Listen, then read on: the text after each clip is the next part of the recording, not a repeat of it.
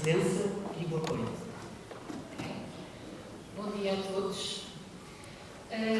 Começo por cumprimentar o excelentíssimo Presidente da Rede Internacional de Animação Sociocultural, Pascal Porti, a excelentíssima Senhora Presidente do CIDEI, a Professora Doutora Maria João Silva, a excelentíssima Senhora Presidente do CIER da ESLX, a Professora Doutora Cristina Cruz, e também a Coordenadora da Comissão Organizadora, a Professora Doutora Joana Campos. Cumprimento também, e de uma forma efusiva, todos os participantes que aqui se encontram presentes. É com muito entusiasmo que vos dou as boas-vindas, em nome da Escola Superior de Educação de Lisboa, a este Congresso da Rede Internacional de Animação Sociocultural em Lisboa. E num ano tão emblemático para todos nós, enquanto portugueses. Este evento não poderia acontecer em um momento mais simbólico, pois celebramos os 50 anos do 25 de Abril, a Revolução dos Cravos, que marcou profundamente a história de Portugal e o seu papel no mundo. Há meio século, o 25 de Abril de 74 trouxe-nos a liberdade, a democracia e a esperança de um futuro melhor. Foi uma revolução feita por pessoas que sonharam com um país mais justo, mais igualitário, onde todos pudessem ter voz e vez. Este espírito de transformação e de crença no poder da ação coletiva é também o que nos reúne hoje aqui. A animação sociocultural, enquanto campo de atuação, partilha desta mesma visão de mudança, promovendo a participação ativa dos cidadãos, incentivando o seu desenvolvimento cultural, social e educacional, sempre a lutar contra as desigualdades, sempre com o objetivo de ajudar a construir sociedades mais inclusivas e mais solidárias. Neste Congresso, teremos a oportunidade de partilhar experiências, refletir sobre práticas e desafios e também construir novos pontos de cooperação entre diferentes realidades e contextos. A diversidade de perspectivas que aqui se vão encontrar são certamente um reflexo da riqueza desta área de intervenção e da capacidade de nos adaptarmos e inovarmos perante as complexidades do mundo contemporâneo.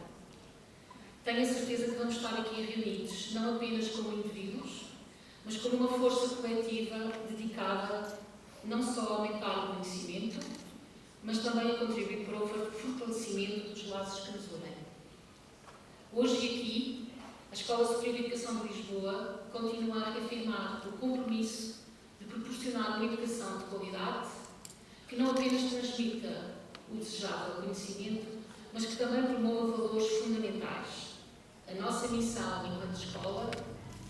não é apenas formar profissionais competentes, mas, sobretudo, cidadãos éticos, sensíveis e capazes de contribuir para uma sociedade mais justa e inclusiva. Ao celebrarmos os 50 anos de 25 de Abril, somos convidados a relembrar que a liberdade e a democracia são conquistas que exigem vigilância constante e dedicação contínua. A animação sociocultural tem um papel crucial neste processo, pois também é através dela, e muito através dela, que podemos fomentar o espírito crítico, a participação ativa e o sentido de comunidade, que são fundamentais para a manutenção e aprofundamento das nossas democracias. Sejam muito bem-vindos. E para terminar, é com grande satisfação que damos as boas-vindas a todos, e especialmente aos conferencistas, aos quais queremos expressar a nossa profunda gratidão por nos dedicarem o seu tempo e o seu conhecimento e que muito nos honram com a sua presença. Tenho a certeza que este encontro vai ser um momento de crescimento pessoal e profissional para todos nós. Mais uma vez, sejam muito bem-vindos.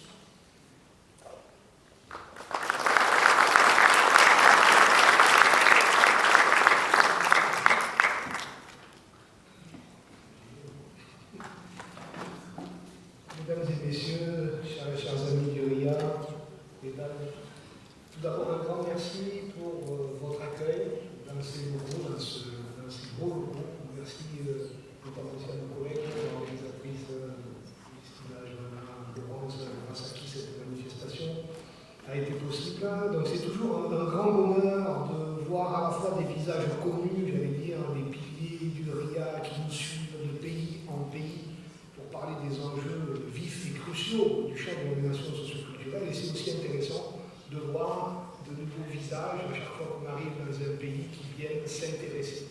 à ce champ de l'animation sociale et socioculturelle, à ce champ de l'intervention sociale. En particulier, nos collègues du Portugal qui, cette année, grâce aussi en partenariat avec nos collègues de Figeac et de Bordeaux, ont pu aussi créer une dynamique autour de déplacements d'étudiants, de rencontres d'étudiants qui, finalement, je ne sais pas, dans cette triangulaire-là, c'est une première à l'échelle du RIA et c'est vraiment quelque chose de très intéressant. Et ça montre que les échanges peuvent commencer, pas uniquement quand on est professionnel ou enseignant-chercheur, mais aussi quand on est en voie de professionnalisation et qu'on s'intéresse à ce qui se passe dans le champ. Un colloque qui s'annonce très riche d'abord parce que je reviendrai sur la thématique un petit peu, si j'ai le temps de dire quelques mots sur ce sujet, notamment autour de la démocratie, important pour le temps qui court,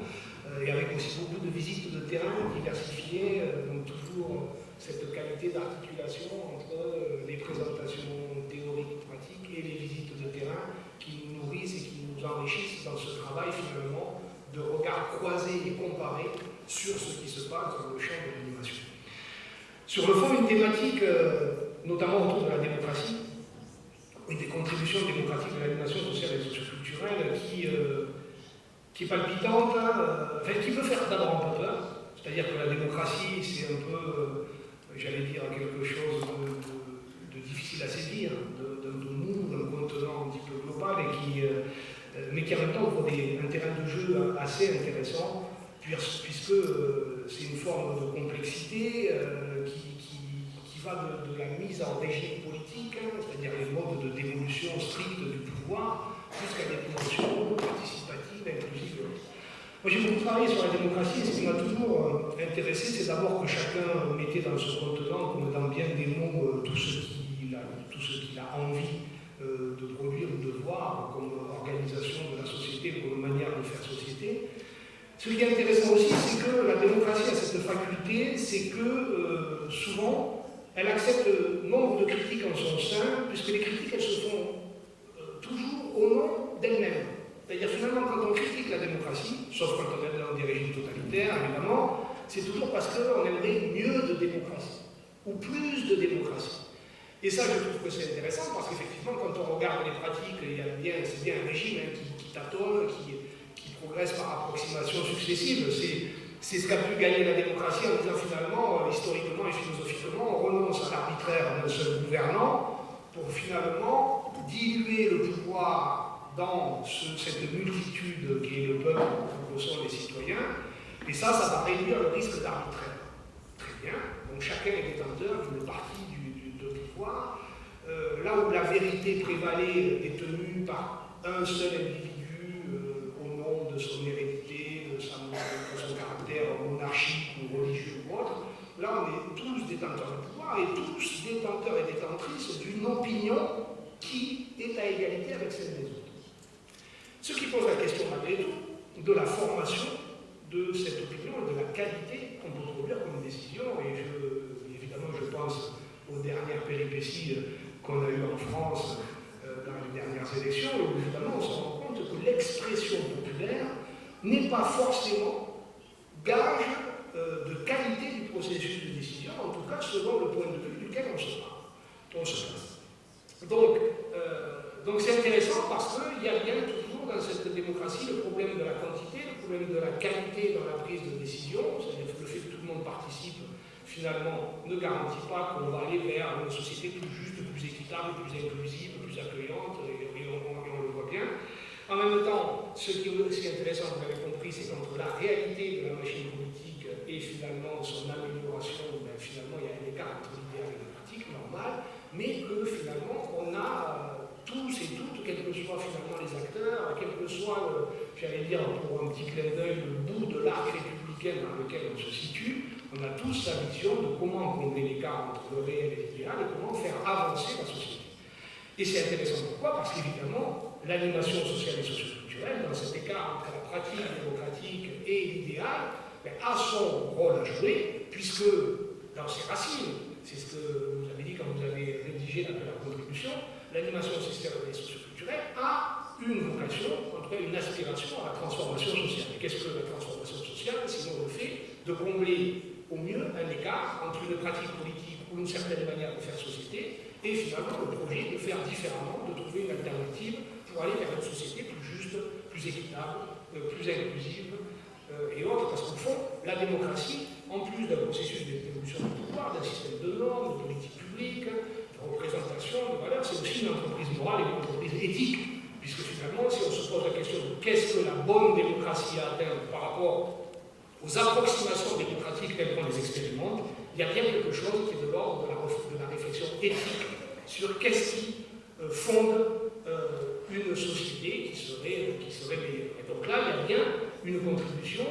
qui est évoquée aussi dans l'appel à contribution, qui va être mise au travail durant ces 3 jours de colloque, qui est l'apport pratique, participatif, mais aussi en termes de questionnement éthique que peut nourrir l'animation sociale et socioculturelle. Alors vous l'avez compris, l'animation sociale et socioculturelle, elle a ce projet de transformation sociale construit, vous le savez presque tous et tous, et si vous ne le savez pas, je vous le rappelle, d'autres le feront mieux que moi au cours de ces 3 jours, en travaillant notamment sur le registre de l'émancipation, de la capacitation des publics et des populations, avec un vrai espoir sur une participation qui peut être plus active, plus bénéfique, en lien avec aussi le champ de l'éducation populaire, et donc pour conduire, je le disais, une transformation sociale qui soit plus juste et plus égalitaire, plus solidaire, notamment. Donc dans ces questions, l'animation, elle est par exemple prise dans ce questionnement et dans ces tensions entre démocratie représentative et démocratie directe, par exemple. Ça c'est un grand classique des théories démocratiques qui finalement est présent dans le champ de l'animation socioculturelle parce que selon le versant démocratique sur lequel l'animation socioculturelle va travailler, on va se rapprocher des dispositifs de politique publique. Finalement, si on accepte le modèle de la démocratie représentative et le fait qu'il faille travailler avec les représentants, alors à ce moment-là, on est sur une animation qui va se rapprocher des dispositifs de politique publique, qui va devenir parfois auxiliaire des dispositifs de politique publique, avec tous les questionnements d'identité, d'autonomie, de résistance, d'accompagnement, de conformation que ça peut susciter, ou si on va vers une conception de démocratie plus directe autour de certains enjeux, mais finalement on va se poser aussi la question des manières de mettre en œuvre cette démocratie directe pour qu'elle ne produise pas uniquement, ou qu'elle ne soit pas uniquement saisie par le populisme ou par la démagogie, mais qu'on puisse produire une plus-value sociale et socioculturelle. Donc ça veut dire qu'il y a un enjeu fort pour l'animation sociale et socioculturelle dont nous allons parler à travers plusieurs ateliers, plusieurs contributions, qui est celui finalement de faire une question fondamentale qui est comment l'animation sociale et socioculturelle peut participer, peut produire une qualité de délibération et de participation, voire de représentation et de citoyenneté, sachant que ça exige de s'interroger sur comment l'animation sociale et socioculturelle va travailler à une montée en qualité du jugement des citoyens et des citoyennes. Et donc ça dépasse simplement les procédures participatives ou les processus inclusifs et autres, quand on se pose non pas la question simplement de l'inclusion, mais en même temps celle de la construction d'une qualité de jugement. Et on le voit, je le répète, dans le contexte actuel. Ce lien de l'animation avec la démocratie représentative ou plus de démocratie directe nous repose aussi la question de quelle contribution de l'animation à l'instituant, à l'institué et à l'institution. Pour avoir travaillé sur ces questions, on ne peut pas. Alors, on a plusieurs courants, ceux qui sont plutôt dans l'animation socioculturelle, les acteurs qui défendent plutôt l'instituant en disant attention, dès qu'on s'institue, dès qu'on a à voir avec l'institution, on prend des risques par rapport à notre identité première. D'autres qui disent, mais finalement, il faut gérer le vivre ensemble, les manières de faire société, se rapprocher des institutions. Donc finalement, comment on travaille avec l'institution, parfois à instituer ou à s'instituer en tant qu'animateur, animatrice ou qu'animation socioculturelle, sans perdre cette qualité démocratique qui est l'instituant, c'est-à-dire cette capacité à vouloir ou à mettre au travail la transformation sociale. Pour finalement atteindre, au fond, disons-le, même si c'est creux, atteindre finalement une qualité démocratique supérieure, je ne vais pas dire ce terme-là, mais en tout cas qu'il y ait une progression démocratique, même si on devrait discuter de l'idée de progrès et de la distance qu'on peut prendre avec ça. Et au fond, ce qui est aussi intéressant, tu me dis si j'ai encore un peu de temps ou pas. C'est un peu. Le président. Dans ces rapports démocratiques aussi, finalement, puisque je vous ai dit, la démocratie, c'est une modalité de dévolution du pouvoir, d'organisation aussi des rapports sociaux, des rapports du pouvoir au sein des sociétés, finalement, se pose la question pour l'animation socioculturelle de sa qualité à redéfinir le rapport au pouvoir. C'est-à-dire d'abord, est-ce qu'on arrive à promouvoir une vision du pouvoir qui n'est plus une fin, c'est-à-dire la chose qu'il faut conquérir, mais un moyen de faire des choses, notamment de transformer la société. Est-ce qu'on arrive à démilitariser la lutte pour le pouvoir, c'est-à-dire finalement, est-ce qu'on arrive à produire ou à mettre en œuvre des processus de pouvoir ou de gestion qui finalement sortent de l'idée que le pouvoir c'est dominer ou que le pouvoir c'est exercer une forme de violence sur telle ou telle population ou tel groupe. Il y a aussi quelque chose qui est très important, me semble-t-il, en lien avec la démocratie pour l'animation sociale et socioculturelle, c'est sa capacité à créer des espaces et à mettre au travail le conflit et la mise en conflictualité je défends l'idée de mise en conflictualité non violente, mais en tout cas de mise en conflictualité de certains enjeux sociaux. On est souvent dans une démocratie qui affirme à ses racines qu'elle a bien le conflit, effectivement, dès qu'on a des opinions qui se valent, il faut accepter qu'elles s'entrechoquent, puisqu'il n'y en a jamais une qui vaut plus qu'une autre, et en même temps, on voit aussi dans tous les dispositifs participatifs et même dans l'animation de certains groupes que la conflictualité et le conflit fait peur. Et pourtant, c'est important parce que ce qu'on voit aussi, c'est que finalement, les sociétés qui deviennent violentes ou celles qui se radicalisent ou qui choisissent les options nationalistes, populistes, sont aussi des sociétés où on peut se poser la question de la manière dont on a réussi à prendre en charge la colère. Et l'animation sociale et socioculturelle, dans cette prise en charge de la colère, donc une des modalités, c'est de la traduire en conflit. La colère, c'est un carrefour, si vous voulez. Soit on prend une colère qui va produire de la rage, de l'agressivité, de la rage, de la haine et de la violence exprimée physique ou symbolique très forte, soit cette colère-là, on arrive à la mettre au travail en la rendant exprimable, en la rendant discutable et finalement en la traitant comme elle se doit. Et je pense qu'une des variables, qui sont nombreuses, ça serait absurde de réduire et de simplifier les processus qu'on connaît notamment en France ou dans l'Europe à l'heure actuelle, finalement, le choix des extrêmes vient aussi d'une incapacité, pas uniquement à entendre, mais à prendre en charge une expression de la colère et une mise en conflictualité de certains enjeux de société. Reste que l'animation sociale et socioculturelle est apte à faire ça et à créer ces espaces avec détermination, avec ces méthodes, avec tous ces savoir-faire d'ouverture de la conflictualité, de mise au travail d'une montée en conflictualité de certains enjeux sociaux et de traitement assumé d'une expression de la colère pour que cette colère bifurque vers des modalités d'expression citoyenne et démocratique plutôt que vers des modalités de violence parce qu'on n'a pas trouvé les moyens de se faire entendre ou d'être compris dans cette colère. Et vous l'avez compris, je terminerai là-dessus. Au fond, au-delà des aspects institutionnels, des aspects de rapport au pouvoir, d'empowerment, d'éducation à la citoyenneté, de comment on fait pour que les processus, au-delà d'être quantitatifs, c'est-à-dire qu'une participation maximale devienne qualitative, avec une qualité de jugement et de délibération, se pose aussi une question qu'on oublie parfois dans le traitement, en tout cas longtemps la science politique l'a oublié, c'est-à-dire de considérer que les régimes politiques étaient aussi des affaires d'émotion. Et c'est intéressant de se poser aussi la question de savoir comment l'animation sociale et socioculturelle va pouvoir travailler à la mise au travail de la composante émotionnelle de la démocratie. Ça rejoint ce que je disais sur la colère, c'est-à-dire que finalement, on sait que les plus grandes forces politiques qui ont la capacité de travailler sur les émotions, c'est les forces conservatrices. C'est-à-dire c'est elles qui prennent en charge la peur, qui prennent en charge la crainte, le sentiment d'insécurité. Donc, deux solutions. C'est-à-dire soit on accepte que les leaders populistes, finalement, expriment, et de plus en plus on assiste en plus à une individualisation des émotions. Il y a des chercheurs en sciences politiques qui ont dit, ben, finalement, jusque dans les années 2000, il y avait des émotions, mais c'était des émotions de frustration, parfois de colère et de revendication, d'indignation, mais qui étaient collectives.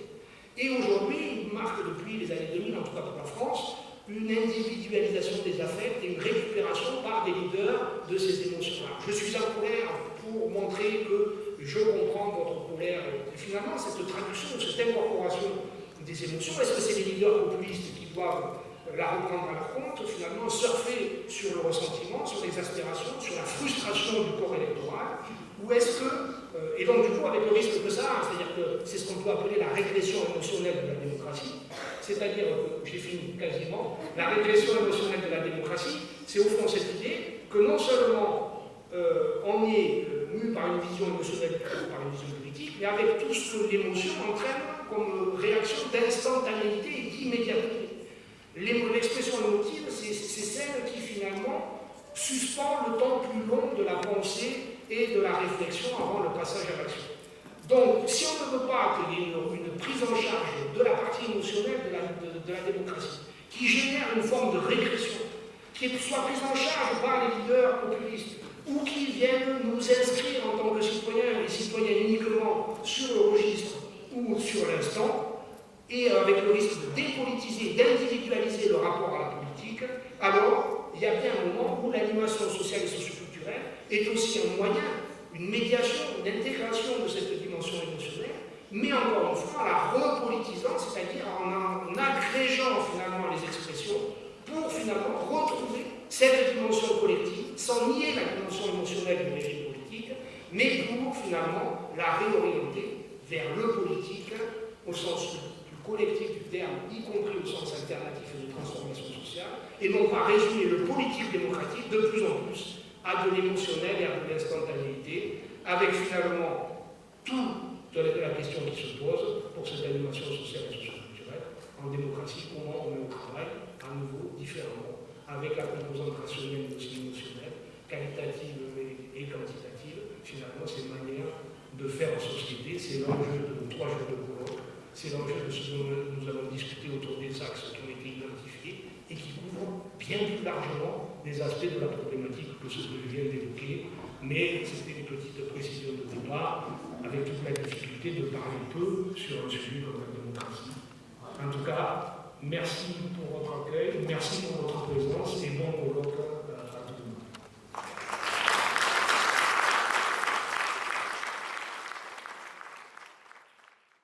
Enquanto coordenadora do CIE, para mim é um grande orgulho poder ver o nosso centro, o Centro Interdisciplinar em Estudos Educacionais, a participar nesta reunião de referência para profissionais e académicos que trabalham no campo da animação sociocultural. Nesse sentido, agregadora das contribuições das várias áreas de saber que vemos representadas na Escola Superior de Educação. De forma semelhante, a animação sociocultural é também fruto da confluência dos vários domínios científicos, culturais e artísticos, e é nesse sentido que temos procurado identificar e afirmar o espaço para a produção do conhecimento científico no âmbito da intervenção social e da educação em contextos não escolares. Assim, o CIED tem vindo a abrigar diferentes projetos e iniciativas, quer na linha de investigação em educação e desenvolvimento, quer na publicação de artigos da revista da investigação à prática. Desta forma, procuramos albergar o trabalho que tem vindo a ser desenvolvido por estudantes e docentes no contexto da nossa licenciatura, mas também de outros cursos e de outras instituições que hoje vemos aqui representados, como seja o Politécnico de Coimbra, de Santarém e de Setúbal, e queremos continuar a contribuir nos nossos espaços de produção e divulgação para a construção de um saber que permita a reflexão sobre práticas, quadros teóricos e metodológicos que norteiam o trabalho de animação sociocultural. Tendo em conta o momento que vivemos, em que o exercício da cidadania se choca cada vez mais em extremos ideológicos que tendem a criar tensões e obstáculos ao desenvolvimento, e em particular ao desenvolvimento socialmente sustentável,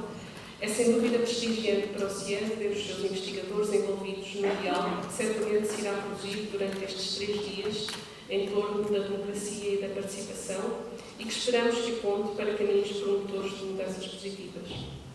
Estou segura, tendo em conta o perfil dos participantes que encontramos nesta sala, que estes serão os momentos de criação, inspiração e motivação que tanto precisamos para continuarmos a incentivar os nossos estudantes, a apoiar os nossos parceiros e convencemos de que o nosso trabalho contribui para uma sociedade mais inclusiva e aceitadora das diversidades. Termino desejando a todos os participantes uma boa conferência e agradecendo todo o trabalho das minhas colegas da comissão organizadora.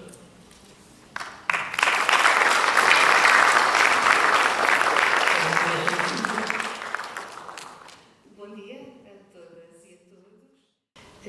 Eu estou aqui em representação do Polo de Lisboa, do Centro de Investigação, denominado cuja sigla é CIDEI, e que é o Centro de Estudos em Educação e Inovação, e que é um conjunto de docentes da nossa escola constitui um Polo de Lisboa. O CIDEI é um centro de investigação em educação e tem várias linhas de investigação. A linha de investigação Educação, Cidadania e Inclusão é, no meu entender, a que melhor enquadra a investigação que se partilhará, que se criará neste encontro. Esta linha, Educação, Cidadania e Inclusão, pretende contribuir para estudos que potenciem o respeito pela diversidade das pessoas, independentemente das suas características. Esta linha visa ainda promover a inclusão e a participação plena nos diferentes contextos educativos, contextos socioculturais. Neste congresso, neste encontro, tal como no CIDEI, a investigação é centrada na democracia e participação e inclui investigações formais, como as ligadas aos graus académicos, mas também a produção de conhecimento na ação, a produção de conhecimento nas experiências de campo de investigadores atores e também nas experiências de outros atores socioculturais. O tema deste encontro, que tem sido aqui muito bem explorado nesta mesa de abertura, democracia e participação, é central para todo o CIDEI e não só para a linha de investigação, educação, cidadania e inclusão. É central para todo o CIDEI porque a participação democrática é essencial nas várias dimensões dos contextos educativos. Porque a participação democrática é essencial nas várias dimensões da cidadania, seja a cidadania política, ou social, a cidadania cultural, a cidadania artística, científica, ambiental e até na cidadania sexual. E esta participação democrática, no fundo, está presente em todas estas cidadanias e, como é óbvio, elas não são separadas na sua interseccionalidade. Desejo a todos e a todas que seja muito bom estar aqui connosco. É para nós muito bom ter todos nós connosco. Dou os parabéns à organização por tornar possível este encontro. Desejo-vos excelentes trabalhos, partilhas, continuação do desenvolvimento da rede, criação de conhecimento. E sobre criação de conhecimento, queria aqui fazer uma parte dizendo que há 2 dias a Laurence disse-nos que procurássemos a felicidade na nossa intervenção social e educativa. E eu queria dizer que a construção de conhecimento para mim, e acredito que para quase todos nós, é essencial para esta construção da felicidade. Muito bom dia, muito obrigada.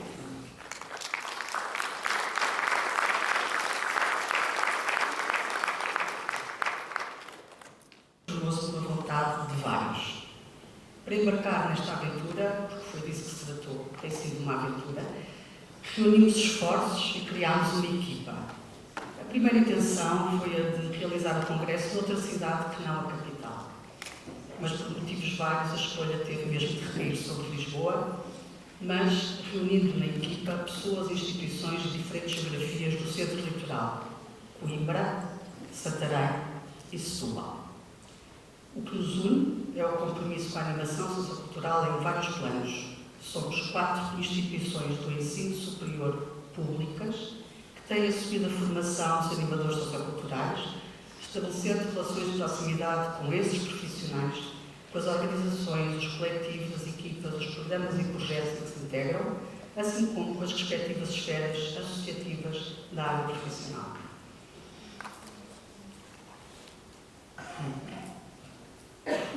Neste processo, a direção da RIA foi incansável no apoio e orientação, e queremos aqui destacar Pascal Tozzi, o seu presidente, mas também Luc Reffier e Clotilde Montgolfier, que estão hoje aqui connosco, a quem muito agradecemos. Também as direções e presidências das respectivas instituições contribuíram, garantindo financiamento, disponibilizando técnicos e acompanhamento nas variadas tarefas que uma organização deste tipo implica. Portugal não era estranho a Jean-Claude Gillet, que veio até cá nos anos 70, trazido pelas notícias de uma revolução, a Revolução de Abril, há 50 anos. E desde então continuou a visitar o país e a dialogar com muitos animadores socioculturais portugueses, como pudemos ouvir e ler nos testemunhos reunidos nas homenagens que lhe foram prestadas. Essa revolução que nos trouxe Gillet, entre outros estrangeiros, e a animação sociocultural também,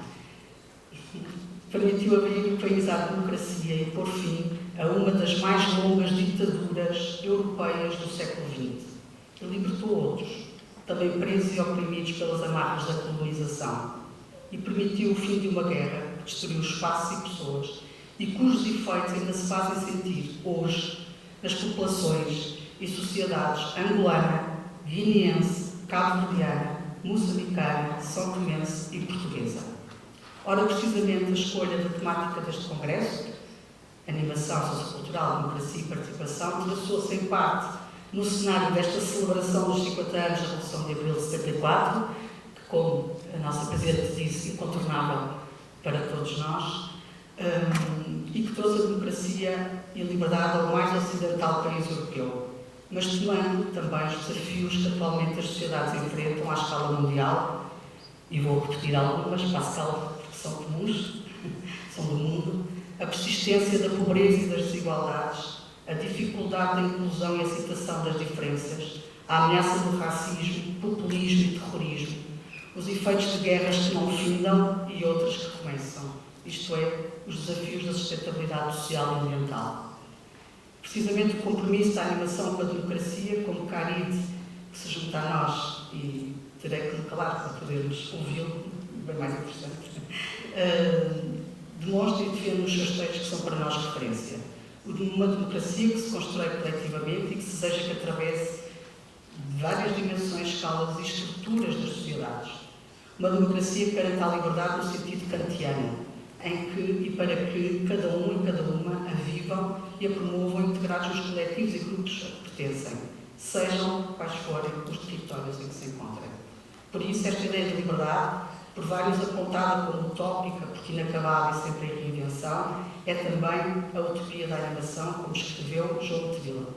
Uma animação que pretende compreender para além da evidência, para agir sobre as estruturas, com e para as pessoas. Precisamente é essa a essência, acreditamos nós, da animação sociocultural, a que se encontra na ação, pensamento e decisão dos animadores socioculturais que sensibilizam, despertam e mobilizam as pessoas, todas, sem exceção, para que se reconheçam nos múltiplos sentidos da participação, sendo talvez para nós permitam fazer aqui escolhas, a melhor ilustração, a imagem do animador militante, que podemos revisitar no modelo de Christophe Dansac e Cécile Bachet, também connosco nestes dias, e que tomaram o modelo de Gillet. Ora, uma animação que, apesar das singularidades e especificidades das pessoas e dos grupos, das coletividades e localidades, cidades e países, atravessa as fronteiras e pretende esbater as barreiras, sejam as políticas, sociais, culturais e simbólicas, mas também as físicas e linguísticas. Por isso, neste encontro, quisemos que se ouvissem as palavras ditas nas várias línguas que falamos, para que possamos melhor expressar os nossos pensamentos e sentimentos. Mas como viemos e somos de lugares diferentes e alguns muito distantes, temos participantes do Canadá, Temos participantes da Argélia ou pessoas que vindo da Suíça são da América do Sul. Contamos com o apoio técnico e que agradecemos já aos tradutores e intérpretes que, no seu trabalho, nos permitem este diálogo. Para finalizar, regresso ao início. A Gili e à sua vinda a Portugal, à RIA e à animação sociocultural, cuja história em Portugal está indelevelmente relacionada com a da Revolução. E temos um orgulho enorme de contar com uma das protagonistas desse processo, que falará para nós, Cecília Salma. Termino lembrando a frase de uma das canções de Zeca Afonso, talvez permitam dizer, é a minha opinião, o mais significativo músico da Revolução, que cantava: o que faz falta é animar a malta. Eu não sei se ele estaria a pensar nos animadores socioculturais, talvez sim, talvez não, já não podemos conversar com ele, infelizmente, mas certamente que estaria a referir-se à mobilização política das pessoas, à importância do encontro e da convivialidade, à festa no sentido antropológico. Por isso, neste Congresso, que queremos que seja um encontro, contamos com sessões plenárias, que se vão seguir já, mas também com painéis em que poderemos ouvir e dialogar com os vários comunicadores, visitas a territórios onde vamos encontrar profissionais da animação e vários momentos de pausa, para que possamos conversar. E também um jantar festivo, para quem quiser juntar-se. A todos, votos de bom Congresso. Agradecemos a vossa presença para que estes 3 dias sejam interessantes, desafiadores, inspiradores, mas também muito prazerosos e tranquilos. Muito obrigada.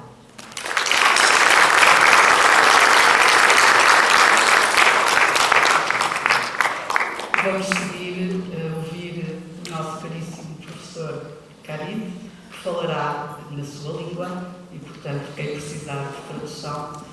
pode fazer então a troca dos auriculares. Muito obrigada.